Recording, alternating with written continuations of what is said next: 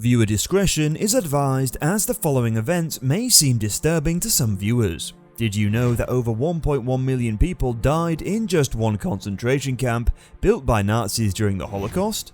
That's nearly the entire population of San Francisco. Almost 90% of those who entered this camp were murdered within hours. Today at Eccentric History, we'll examine this dark chapter in human history, uncovering a bizarre and shocking life at Auschwitz-Birkenau that will leave you stunned and heartbroken. History of Auschwitz-Birkenau. During World War II, the Nazis built several concentration and extermination camps in Poland. One of those camps was known as Auschwitz-Birkenau. This camp was established to serve as a place of imprisonment and forced labor for political prisoners and other groups deemed undesirable by the Nazis. The camp was located in Auschwitz, Poland. This city was renamed Auschwitz by the Nazis when they invaded Poland. It was strategically located near railways, making transporting prisoners from all over Europe easy. Auschwitz-Birkenau was one of the Nazi regime's largest concentration and extermination camps during World War II. It was divided into three sections: Auschwitz I, Auschwitz II, Birkenau, the extermination camp, and Auschwitz III, Monowitz, a labor camp. Auschwitz I was the camp's first section, serving as the administrative hub for the entire Auschwitz complex. The camp's administration, medical facilities, and prisoner barracks were housed in 20 brick barracks. Auschwitz II Birkenau was the camp's most notorious section. It was built in 1941 and could hold 200,000 prisoners. Most prisoners were killed in the gas chambers and crematoria at Birkenau. Auschwitz III Monowitz was built in 1942 to provide labor for the nearby IG Farben chemical plant, an initiative by the German chemical concern IG Farben Industrie AG to build its third largest plant for synthetic rubber and liquid fuels. The prisoners of Monowitz were forced to work long hours in extreme conditions, and many died from exhaustion, malnutrition, and disease. The prisoner population and selection. As mentioned, the camp was intended to house political prisoners and other groups that were deemed undesirable. However, the camp's population grew to include people from all walks of life, including Jews, Roma, homosexuals, and disabled people. Auschwitz-Birkenau held approximately 140,000 prisoners at its peak. Around 90% of these were Jewish, with the remaining 10% of other groups targeted by the Nazis. Many prisoners were transported to the camp in cattle cars with little food or water, and they were forced to endure long journeys that lasted several days or weeks. The selection process that determined the fate of incoming prisoners was one of the most disturbing aspects of Auschwitz-Birkenau. When the prisoners arrived at the camp, they were divided into two groups: those deemed fit to work and those deemed unfit. SS doctors typically carried out the selection process, which would inspect each prisoner and determine their fitness for work. Those deemed fit were sent to work in the camp, while those deemed unfit were sent to the gas chambers for immediate execution. The criteria used to determine fitness for work varied, but they commonly included age, physical health, and gender. Men were considered more physically fit for work than women, and younger prisoners were frequently preferred over older ones. The fate of those deemed unfit was sealed. They were taken to the gas chambers and stripped of their clothes and possessions. Zyklon B's lethal poison was then released into the chamber, killing everyone inside. The selection process was critical to the prisoners' brutal and dehumanizing treatment at Auschwitz-Birkenau. It reduced them to objects to be used or discarded at the whim of the Nazi regime. The daily routine. Imagine waking up before dawn to hear the guards shouting and dogs barking. This is the start of a typical day for a prisoner that was deemed fit to work at Auschwitz. The prisoners were awakened at dawn and forced to stand in line for hours on end for roll call in the cold. Anyone caught not standing straight or missing the line received harsh punishment.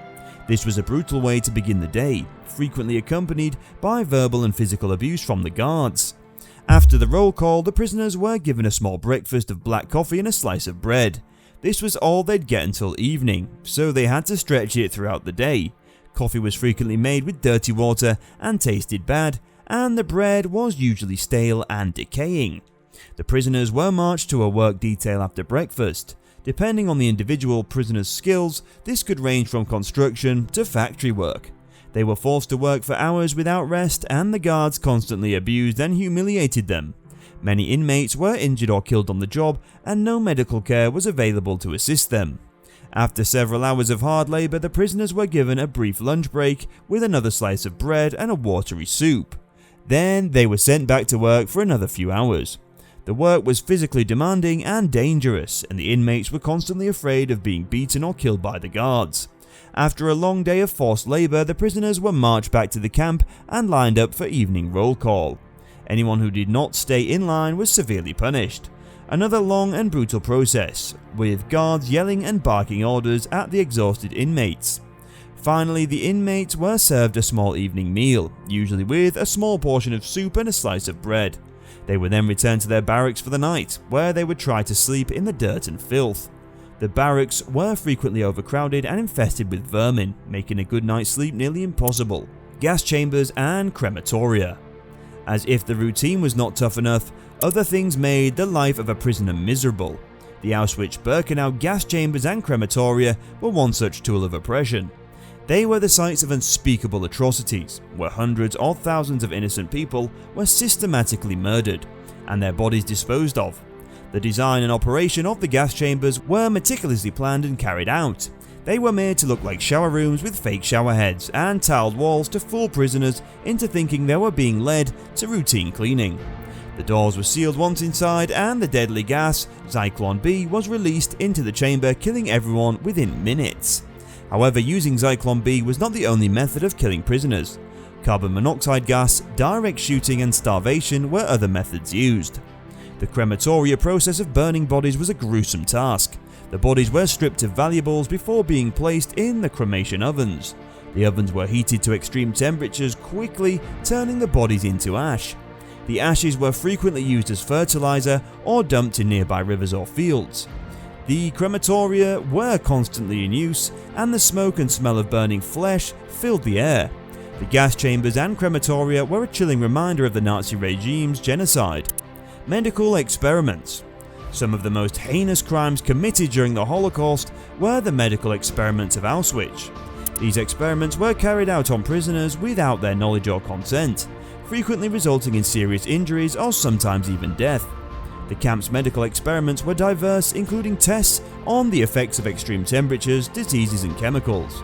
For example, prisoners were subjected to freezing temperatures to test human endurance and stimulate conditions encountered by German soldiers on the Eastern Front. These experiments were carried out by scientists and military doctors. They were driven by a desire to advance Nazi ideology and their careers. They used prisoners as guinea pigs, experimenting on them with little regard for their health and safety. These experiments had a devastating effect on the prisoners. Many people died directly from the experiments, while others were permanently disabled or disfigured. The psychological trauma inflicted on these prisoners lingered long after the experiments were completed. Executions and punishments. The Nazis inflicted pain and suffering on prisoners in a variety of ways. The Wall of Death was one of the most infamous methods of execution at the camp. Prisoners were forced to stand in front of a wall and then shot in the head, often by other prisoners who had been coerced or threatened by the guards. The bodies were then burnt or left to rot in nearby pits. Hanging, beating and starvation was among the other methods of execution and punishment used by Nazi guards. Some prisoners were also left to deal with packs of hungry dogs. Witnessing executions and punishment had a profound psychological impact. Prisoners were forced to watch their fellow inmates getting killed or tortured, creating a fearful and depressing environment. The trauma inflicted on these prisoners lingered long after they were released, with many developing PTSD and other mental health issues. Liberation and aftermath. The Soviet Red Army liberated Auschwitz-Birkenau on January 27, 1948, ending one of history's darkest chapters. The discovery of the camp and the horrors there shocked the world and forever altered our understanding of humanity's capacity for evil. When Allied forces arrived at the camp, they found it in ruins. The buildings were in shambles and the remaining inmates were malnourished and ill.